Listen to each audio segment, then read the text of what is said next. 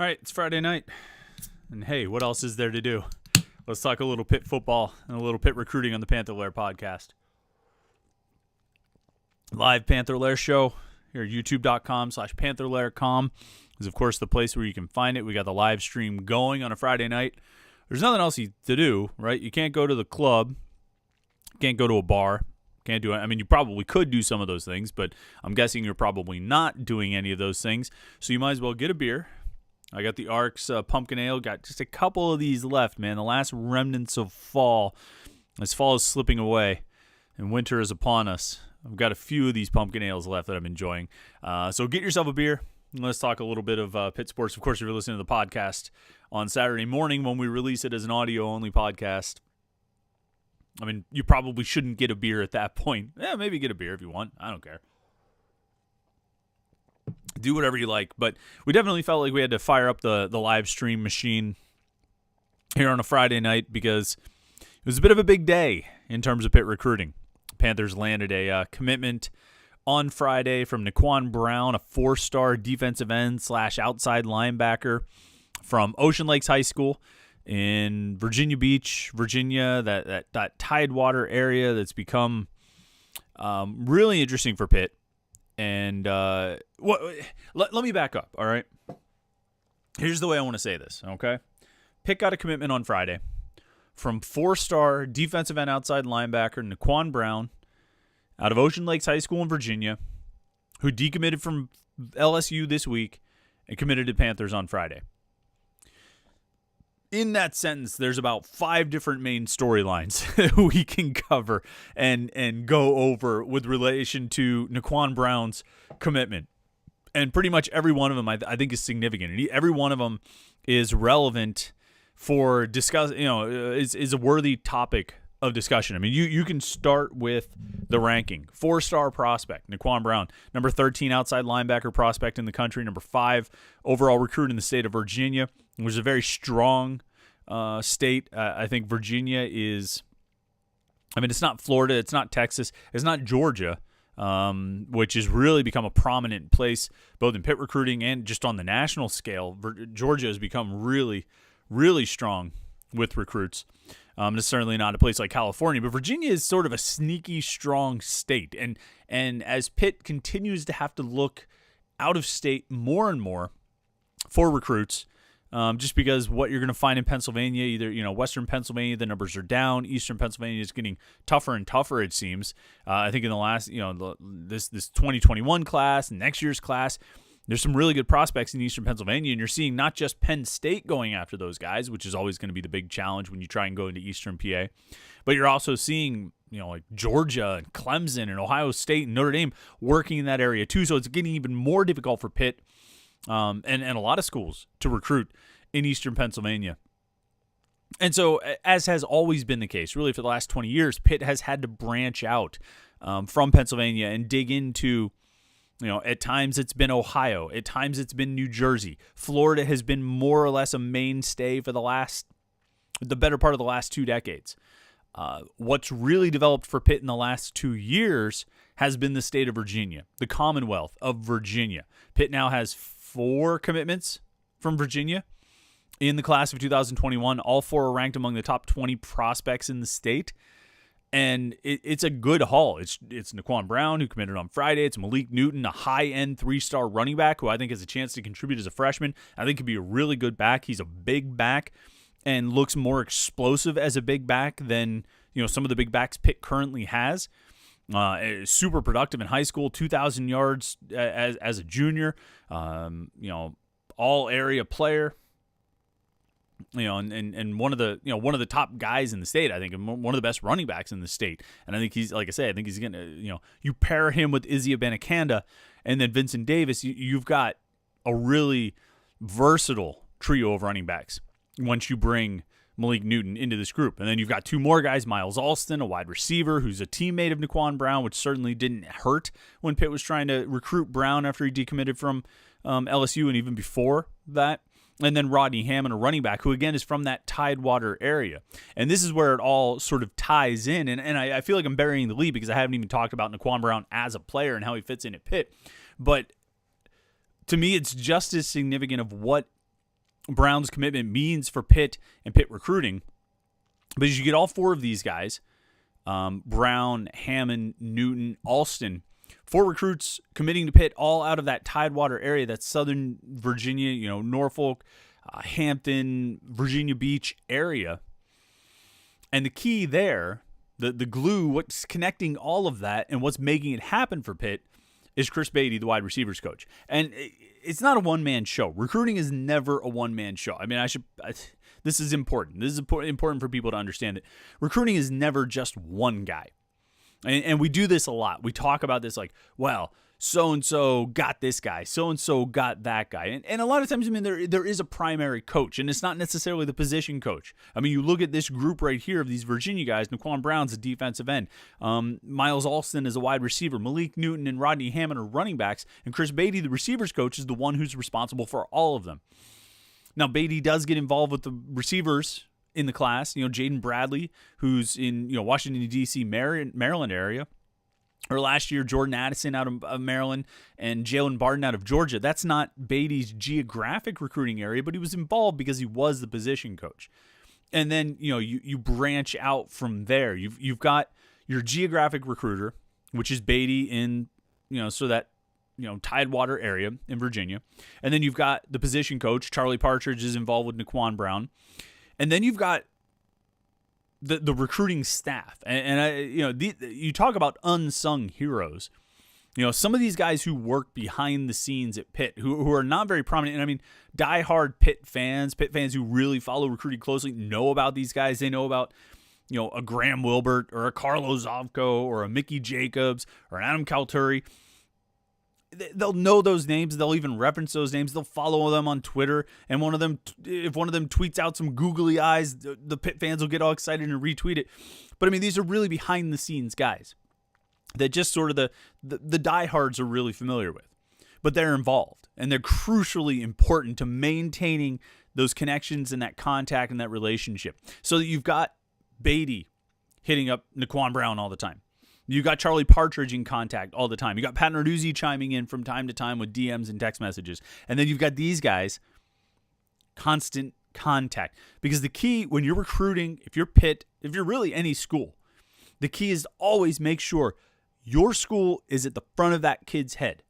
And the best way to do that is to always have him hear from you. You know what I mean? That wherever he goes, whatever he does, he's getting messages from Pitt. He's thinking about Pitt. That's the key. That's like if you want to boil down recruiting to one thing that you can do the best, aside from winning national championships, it's just tireless, endless work. And that's what it really comes down to. And so that's what a lot of those guys behind the scenes do. And so you've got a group effort here. But you've also got some guys on this coaching staff, some of the assistant coaches, who really are at the top of their profession or among the best in their field at what they do, in terms of recruiting. And Charlie Partridge is certainly that in Florida, particularly, the Fort Lauderdale, Miami area. And then Chris Batty working in, Tidewater area, Virginia, is another one. And they've got 2 really excellent recruiters on this staff, and those 2 guys. And Batty's the one who came through in this situation to help Pitt get NCoin Brown and help Pitt get Malik Newton, who had a bunch of big-time offers, and help Pitt get Rodney Hammond and help Pitt get Miles Alston. And last year helped Pitt hold on to Jordan Addison, even though they had to fight off some serious competition late in the process there, and help Pitt get and hold on to Jalen Barden. And I think he's going to do it even more in this 2022 class. There's no reason to see him slowing down. I also think he's a good receivers coach, too. Before we get back to NCoin Brown, I will say this about Chris Batty. It was really interesting. If you listened to our Conversations podcast with Maurice French in the spring, we interviewed Maurice for 20, 25 minutes, 30 minutes, something like that. We talked to him for a while. It was a good conversation. It was, in the aftermath of his career, it might have actually been after the draft, too. And so he was sort of bouncing around. I think he might have been in Kansas City at that point as a rookie free agent. I forget exactly the details, but we talked about Chris Batty and Mark Whipple. And he said, and I take him to be sincere, I don't think you would say this if you didn't mean it. He said he wished he had another year at Pitt. not just because he enjoyed the college experience, which I'm sure he did, but he wished he had another year to work with Chris Batty, which I thought was high praise. I mean, this is a wide receiver who had a fairly decent career. I mean, at least finished on a very productive note, setting a Pitt record for receptions in a single season. And here he is saying he wished he could come back, and play another year. With specifically referencing Chris Batty. He talked about wanting to play in Mark Whipple's offense again, but Chris Batty was a big part of the appeal for Maurice French in wishing he could come back and play another season. And I know as the season has gone on, and wide receivers will drop passes or maybe not seem to get as open as they should, or have this problem or that issue, the fans have given some criticism to Batty. And I mean, that's going to happen. If a position group seems to be underperforming or underwhelming, you're going to go after the coach. And I understand that. And I mean, you see that with the tight ends and Tim Salem. You see that with the running backs and Andre Powell. You see that with the offensive line and Dave Borbley. I can understand where that sense comes from, where that feeling comes from. But I think Batty is a pretty good coach. I think he's a really good coach. And he's obviously a great recruiter. And so he's a guy who, there's probably going to come a point where Pitt's going to have to get competitive to keep him on staff. That point may come this offseason. I think he's made some real progress for them on the recruiting trail. I think he's done a good job with their receivers. I mean, they have a freshman wide receiver who's leading the team in receptions this year. And I think Jordan Addison came in with a lot of natural talent, but I don't think that happens without, somebody coaching him. And I think Chris Batty's done a good job in that regard. So I think they're going to have to get, like I say, competitive to keep him on the staff, potentially even this offseason. And then, and probably again the next year and the next year until he gets an offer that, to borrow a phrase, that he can't refuse. So that's one angle of NCoin Brown's commitment, is you've got this Virginia influx for Pitt that keeps sort of growing and has had its biggest year yet. And Chris Batty is the point man leading it. And then you've got the fact that it's a 4-star recruit, and that's what NCoin Brown is. I forget where he's ranked nationally. 185, which puts him right up there, I want to say, between Elliott Donald and Nakai Johnson in Pitt's top 3 recruits in this class. All 3 of those guys, Johnson, Donald, and Brown, are all 4-star recruits. So you get a trio of 4-star prospects in this class, which is not exactly commonplace at Pitt. And you get them all on the defensive line, which is what you like to see. Now, speaking of defensive line, Brown, we list him on Rivals.com as a 4-star outside linebacker prospect at 6'3" and 200 pounds. I don't think those measurements are accurate. I want to keep trying to track down as close to a verified height as we can on NCoin Brown, because I don't know if he's 6'3". I've heard everywhere from 6'1", 6'1.5", all the way up to 6'3", which may not seem like a big difference. But I mean, once you start incorporating things like, reach and arm length and that kind of thing, there are some differences. Now, I'll say this about Brown. There is a school of thought that, or there is some opinion that, or I don't even know about opinion, but there are some evaluations that question, what position he projects best at in college. Is he fast enough to play outside linebacker? Is he big enough to play defensive end? I think Pitt targets him as a defensive end. I think Pitt likes him as a pass rusher. That doesn't mean that he can't end up playing outside linebacker, but I think they see him as, coming off the edge and rushing the passer. I think Charlie Partridge, defensive line coach, if he had, like anybody else, if he had his druthers, all of his defensive ends would look like Rashad Weaver and Patrick Jones. Big, tall, rangy, explosive off the edge. They can use a lot of different tools to get around offensive tackles and get into the backfield and get to the quarterback. That's what he would like everybody to look like, right? You want every defensive end to be 6'4", 260, 6'5", 260. But that, that's just not the way it's always going to be. And, Pitt, I think, has a mix of body types at defensive end. You've got Habakkuk Baldonado, who's sort of in that mold of a Weaver or a Jones. But then you've also got like a John Morgan, who's a smaller guy but is explosive off the edge and can get around the tackles that way. He's not going to necessarily overpower offensive linemen, particularly good offensive tackles, but he can get out and he can run and use his quickness to get around the tackles. And I think that's what Brown can do. I think that's where, that's probably why they project him to play at defensive end in this scheme. I think, what's interesting is you put on the tape, you watch film of Brown playing in his junior year, and you may have a question of whether he's fast enough, or whether he's big enough, or whether he's this, or whether he's that. What you won't question when you watch the film is that he's really productive. The guy can make plays. He's an impact player, or at least he has been in his career thus far. And I think that intrigues coaches, that they see a guy who, well, we're not sure if he's big enough. We're not sure if he's fast enough. Man, this guy is making plays. He's just productive on the field. And I think that's intriguing. And, there's also something to be said for, if Charlie Partridge is signing off on a guy, I'm willing to defer to him. I'm willing to defer to Charlie Partridge. I think he's got enough of a track record. He's built up enough capital that if he says, I believe this kid can play, then you say, all right, go ahead, Charlie. That's okay. We'll let you we'll let you have this one, even if we have questions about it ourselves. And so, I think that alone if Charlie Partridge is willing to vouch for Brown's ability, and apparently he is by taking him in this class, and adding him to this class and adding another defensive lineman, someone who maybe needs a year or two in the strength and conditioning program. I mean, if Partridge is willing to vouch for that and go for that, then okay. I can't argue too much with his evaluation.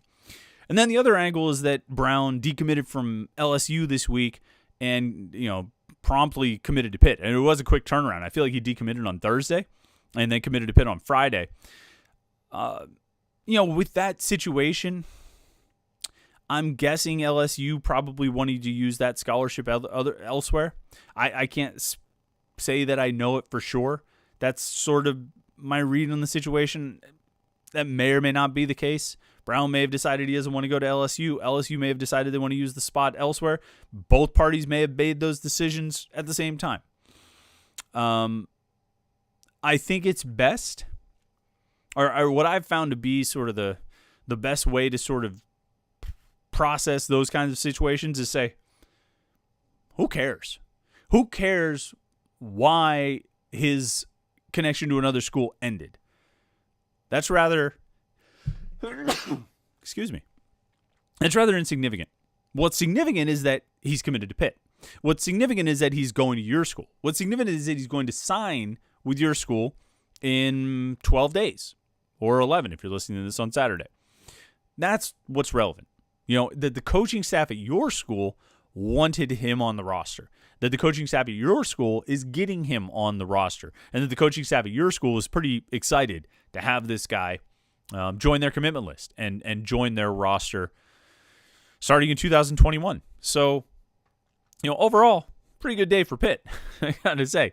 Getting a 4-star defensive end, getting a 4-star prospect into this class, moves Pitt's recruiting class of 2021 into the top 20. The last time I looked, as of Friday night, the recruiting class was, I think, ranked number 19.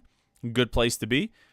Probably not going to stay at that spot. Those team recruiting rankings move and shift around as other schools get commitments and lose commitments, and it's all very much in flux until you get till really the February signing day.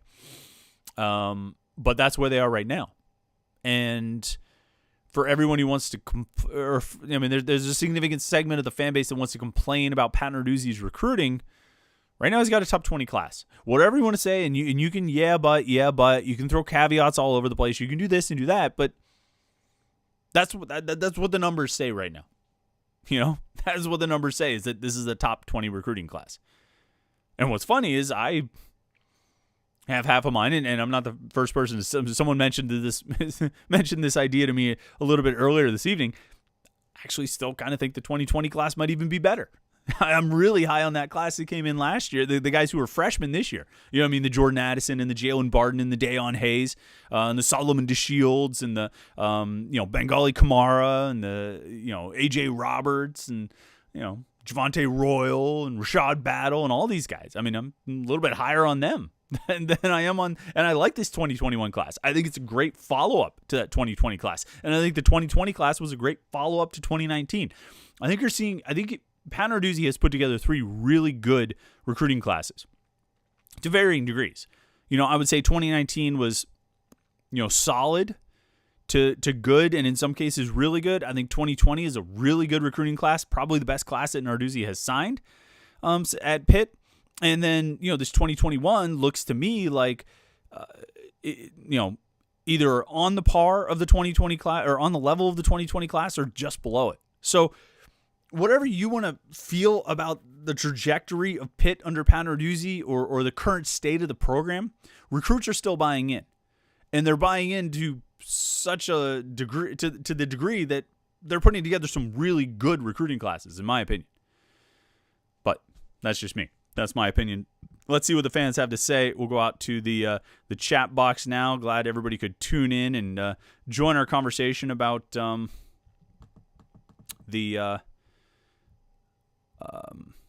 new commitment about NCoin Brown. Let's see here.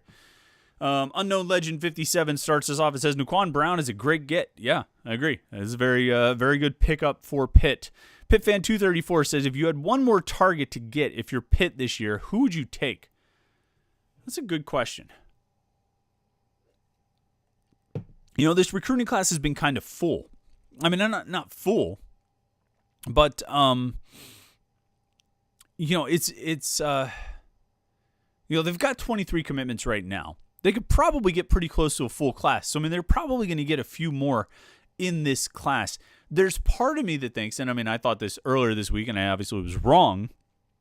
There's part of me that thinks that I sort of expect them to go into signing day, sign what they've got, and then sort out their numbers and sort of take another run and see what guys are still available after signing day on December 16th, see who's still out there, see who they can still get, and go after it then, you know what I mean, and sort of reevaluate the targets, reevaluate what they have, reevaluate who's still available, who they can get, who they can take, who they want.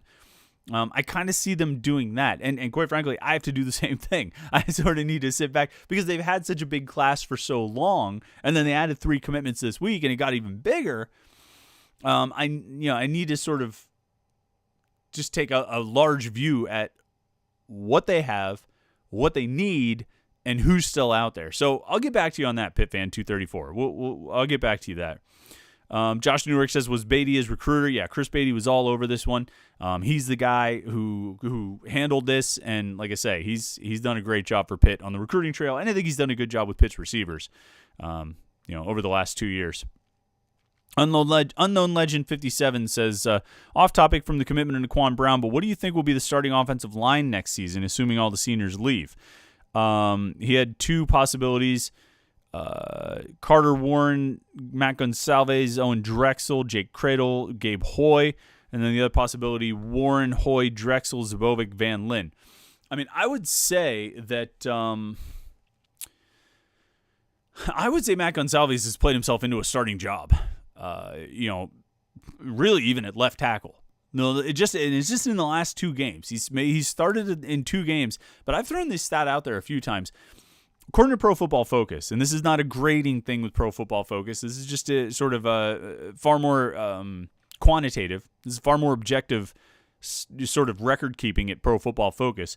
But in the last 2 games, the Virginia Tech and Clemson games, they recorded Gonsalves starting or playing 112 pass block snaps. You drop back, pass protection 112 times. On those 112 times, he allowed 3 pressures and no sacks. Now, I don't know about you, but that sounds really good.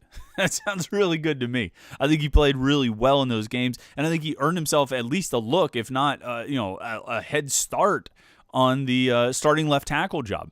What's interesting about the offensive line next season, you're going to bring back, obviously, some of the returning starters, Carter Warren and Jake Cradle and Gabe Hoy. You got Matt Gonsalves, but then those 3 guys were out these last 2 games.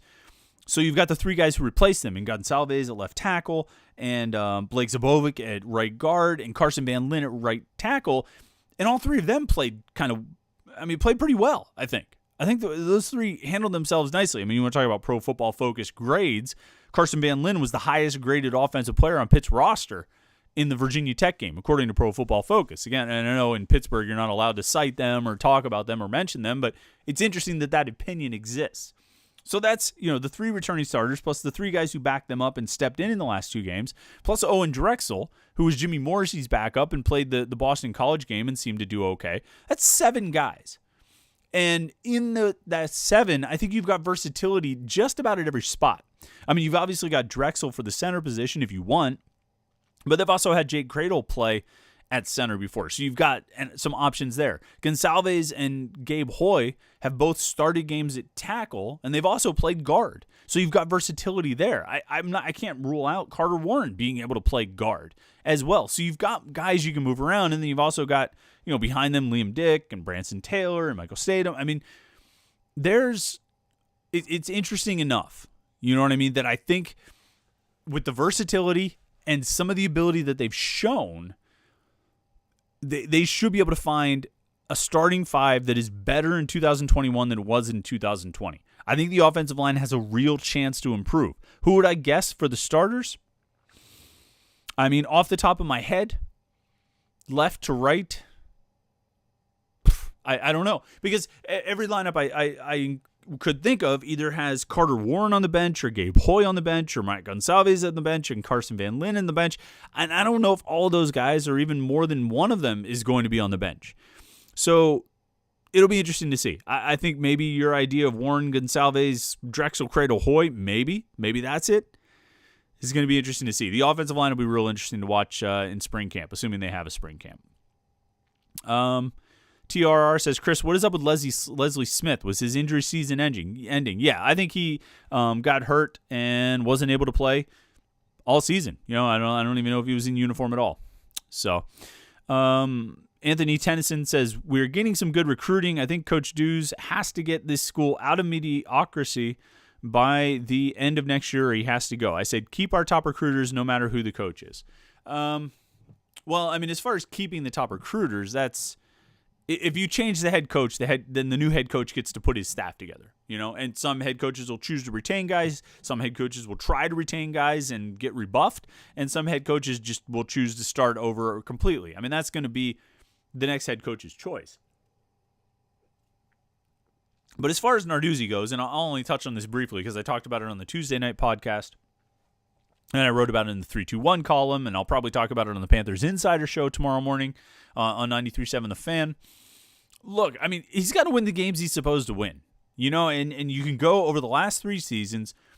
2018, they go 7-7. They should have been 9-5. 2019, they go 8-5. They should have been 10-3. This year, they go 5-5. They should be 7-3 at this point with a chance to get to 8-3 against Georgia Tech. And you can find each of the 2 games, each of those 3 years that went the wrong way. That did not go the way they should have gone for Pitt. If Pitt is where we think they are, or where they should be in year 6 under Narduzzi. Next season, he can't lose those kinds of games. You can't lose to Duke. You can't lose to Virginia. You can't lose to Syracuse. You can't lose those games. You probably shouldn't lose to Virginia Tech. Carolina is going to is going to be tough. Miami's going to be tough. If Clemson stays on the schedule, if they don't change the schedule around, that's going to be tough. But those other games, you need to take care of business, and we'll see how the non-conference shakes out. I forget who they even play. Tennessee, I think. So. But I don't know. That might be like playing Florida State this year. That program doesn't seem like it's in great shape. But that's what he has to do. He has to win the games he's supposed to win, and then he'll achieve at a level that Pitt should be at. Unknown Legend 57 says, New Jersey, New York, PA, Virginia, Georgia, Florida all seem to be great hotbeds for Pitt, recruiting for Pitt. Great talent there. Yeah, and that's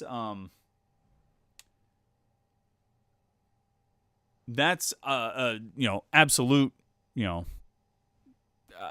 I think there's that radius around Pittsburgh that you go for. You know what I mean? You go Ohio, you go Maryland, you go Virginia, you go D.C., you go New Jersey. You go to New York, but New York football is, New New York football can be questionable at times. You know what I mean? It's I don't know. You pick and choose what you go after in the state of New York. But then you dig down, you go down the coast, you go down to Georgia, you go down to Florida, and then occasionally you dip into Michigan, occasionally you dip into North Carolina or someplace like that. But I mean, that's your focal points, right? Ohio. When you're going out of state, you're focusing on Ohio, New Jersey, Maryland, D.C., Virginia, Georgia, Florida. Those 6 states with occasional work in a New York or a Michigan or something like that. But I mean, that's where the focus is. That's where the focus has to be. That's where the talent is. And you can get guys from those places. There's enough talent in Georgia to make it worth your investment to travel there, just like there is in Florida. And I think that, in Virginia, there's enough talent and you've got a guy who's really good at recruiting there. So you absolutely go after players there. All right. Super chatter coming in. Joe Lanzell. Great to see you, Joe. Appreciate you chiming in as a super chatter and supporting the podcast. Joe says, a good tight end can be so impactful. How do we solve that? I really would have liked to have seen what would have happened if Lucas Krull had stayed healthy this year. I mean, I heard so many good things about him in the offseason, and we just never saw him. You know what I mean? We saw him for like one game, and he wasn't really that impressive in that one game. But a guy with his size and a guy with his running ability should have been able to make plays. And should have been able to make an impact and positively help this offense. But it didn't happen because he got hurt, and they just haven't thrown the ball to the tight ends. Now, they've got 2 tight ends committed in this class. One of them committed on Sunday. Gavin Bartholomew flipped from Buffalo to Pitt. I'm intrigued. 6'5", 240, 245-pound tight end. Guy who played quarterback some last year. He's big. He can run. He can catch. I'm intrigued to see what they can do with him. Jake Renda's another guy who I think can be a good pass catcher. And, as a guy, a New Jersey native with roots in Pittsburgh who's been playing in IMG Academy, he committed over the summer. He flipped from Michigan State. That's another one. I think these are 2 good tight ends. And the thing is, they've got 2 high school tight ends in the same class, which I think is huge because they just need to rebuild the depth there. And this has been like a 7-year project.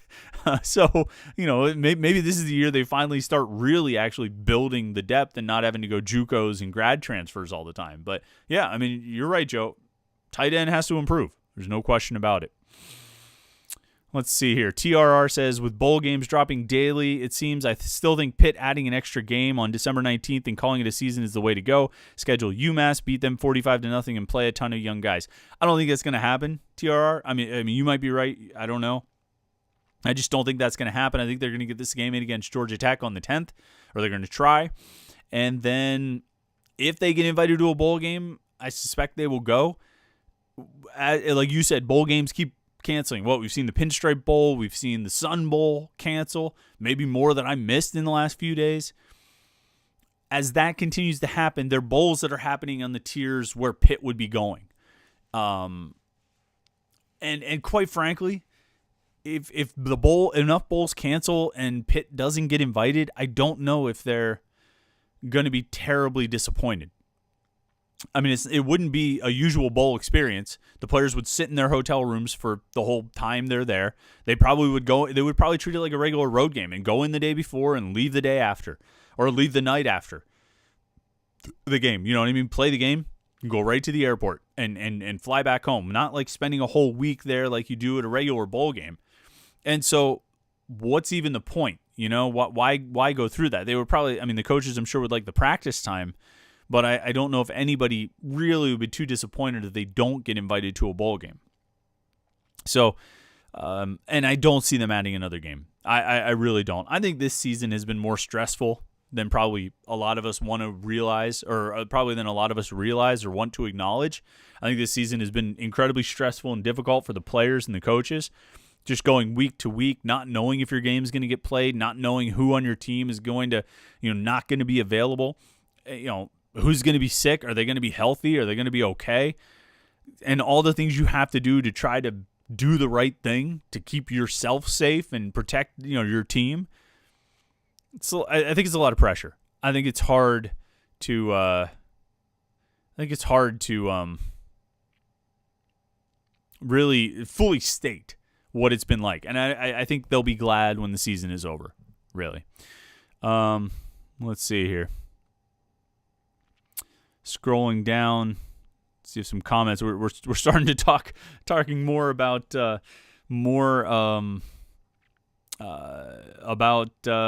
just Pitt football than the recruiting. We wanted to talk about recruiting right here. John K, who's always in the podcast, we appreciate seeing him say it's who's the 4-star, and it's NCoin Brown, defensive end / outside linebacker out of Virginia. That's who we're talking about getting Pitt getting a commitment from him today.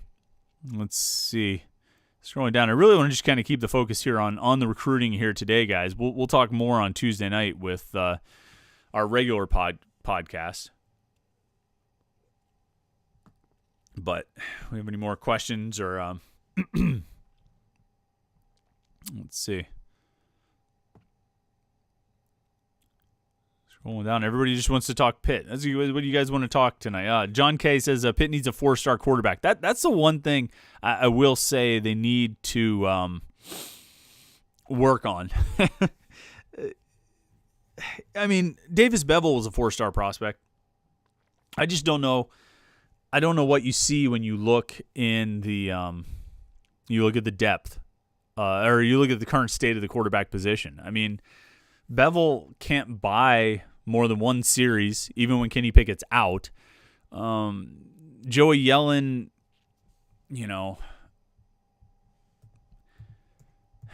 I mean, I don't know. I thought Joey Yellen looked good in the Miami game. I thought he looked good and serviceable and solid, and then, boy, that Notre Dame game was just a disaster. That was a really bad one. And it's hard to feel a lot of optimism about him looking ahead. So, I don't know. I don't know what the answer is at quarterback. Maybe Nate Arnell, who's coming in, but we haven't seen him play. He hasn't even played as a senior in high school. The freshman coming in from Lake Travis High School in Austin, Texas. So who knows what Pitt's got there, and who knows really what they have on the roster. Transfer market, there's a lot of options on the transfer market, and it's going to be really interesting to see who Pitt goes after. If they go after guys, I got to think they're at least considering the options at quarterback, particularly if Kenny Pickett's going to leave. So, I don't know. That's a big situation. They need to keep recruiting the position well, but they're also going to need, they're probably going to need some transfers. Let's see. Unknown Legend 57 says linebacker seems interesting. Cam Bright, Wendell Davis, and Servassier Dennis seem to be the 3 starters next season. What about the depth, assuming Phil Campbell, Chase Pine, and John Patrician leave? I think Chase Pine and Patrician actually will be back. But I do think your starters, like you said, will be Cam Bright, Wendell Davis, and Servassier Dennis. I think you're probably right about that, possibly with Pine working behind Davis at middle linebacker, but still getting a lot of reps. And then, other than that, I mean, you mentioned Patrician. We'll see how he fits in. I really look at the guys in this recruiting class, this 2021 or 2020 class, the guys who were freshmen this year, I should say. Solomon DeShields and Bengali Kamara, I think are going to be really good players for this defense. Maybe as soon as next season. I think there'll be at least one, if not more, have been on special teams. I think at least one, if not more, will be on the 2 deep next year. And I think they're going to make an impact. I think those guys on special teams have shown some real flashes. They've got speed. They're explosive. They're big hitters. I think those guys have a bright future. And so those guys, I think, fill in some of your depth at linebacker and really give you some promise for next season. Let's see here. TRR, how come we never hear too much about speed in recruiting? It used to be talked about a lot. Well, yeah, Todd Graham talked about speed a lot, right? Speed, and explosive power. Is that what it is? No, I mean, I think speed is still I think speed is still important. I think speed is still crucial. I think coaches still want speed. I mean, look at Jalen Barden. Look at Jordan Addison. Look at some of these defensive players. I think they've got real speed on this defense that they've added. This is, speed is always something that you want. I think it's always important to get to get speed. But I don't know if it gets talked about as much or a little less, or I'm not sure. We got 2/10 speed and agility checking in. I was just about to wrap this thing up, but if 2/10 is going to chime in and say hello, everybody's got to follow 2/10 speed and agility on Twitter. Those guys are that's where it's at. They're the plug, as they say. 2/10 speed and agility. That's the plug. Method Man gave them a shout out. If you don't know 2/10, those are the guys. Those are the guys. It's one guy. It's Dwayne Brown is the guy. He trains Aaron Donald. He trains Paris Ford and DeMar Hamlin and Theron Coleman and all those guys who came up. Those couple of years there, the guys that went to Pitt, even Miles Sanders and some of the guys who rolled out of Pittsburgh and went to some other schools. I mean, he trains all those guys, and I mean the results speak for themselves. And Aaron Donald still comes back. You got the best defensive player, one of the best overall players in the NFL. Coming back to train with you, coming all the way back to Pittsburgh all the time, even though he lives in L.A. or he plays in L.A., you must be doing something right. So 2/10 speed and agility, those are the guys right there. You got to. Let's see here. Scrolling down. Yeah, I mean, you always need speed. You always need to add explosive power. You always need to add those kinds of players. I mean, look at the Clemson game, right? And I think Pitt has added speed. I think Pitt has added talent. But you see what big-time talent looks like. And you need more of those guys if you're going to compete with the big-time talent. All right, it's Friday night, folks. I think we wanted to talk about NCoin Brown committing to Pitt. Big land for Pitt. 2/10 mentions, of course. He's obviously got Elliott Donald, Nikai Johnson, and Dorian Ford in this class. He's training those guys. I couldn't forget them. I was talking about guys from a few years ago, but yeah, he's all over Elliott and Nikai and Dorian. He's getting those guys in shape and getting them ready to go for when they get to Pitt. So, Unknown Legend 57. One more question. Any chance Derek Davis and Donovan McMillan come to Pitt before National Letter of Intent Day? No, those guys are going to the SEC. Derek Davis is going to LSU. Donovan McMillan is going to Florida. That's that. I mean, Pitt was in on those guys. McMillan liked them a lot early, and then his recruitment just kept blowing up. Davis, I think, liked Pitt a lot all along, maybe more than people realized, I think. But it was, I mean, he was drawn in by the SEC, wanted to get out of Pittsburgh, wanted to get away from Western Pennsylvania and see something new and go somewhere new. And LSU is the spot he picked. So good luck to those guys. I think it's good to see. It's fun to see Whippeal guys and Western PA guys go other places and have success. It's obviously, if you're a Pitt fan, it's less fun watching those guys, have success in the ACC when they're playing against Pitt. But I think when they leave and go somewhere else, you can root for them and hope they have good careers and represent the city in the area. But thanks, everybody, for jumping in here on a Friday night. I mean, it's Friday night. We really don't have anything else to do, so I figured we'll talk a little Pitt recruiting. Panthers with 23 commitments in the class now, number 19 recruiting class in the country. And signing day is on December 16th. So we're obviously going to talk a lot of recruiting between now and then. We'll do more live streams. Of course, we have our regular Tuesday night podcast every week at 8:30 right here on youtube.com/Panther-Lair.com. You can check in there and do like we did here and get in the conversation, chat and questions and comments. And we have conversation and discussion. It's fun. We do this all the time. We do it once a week.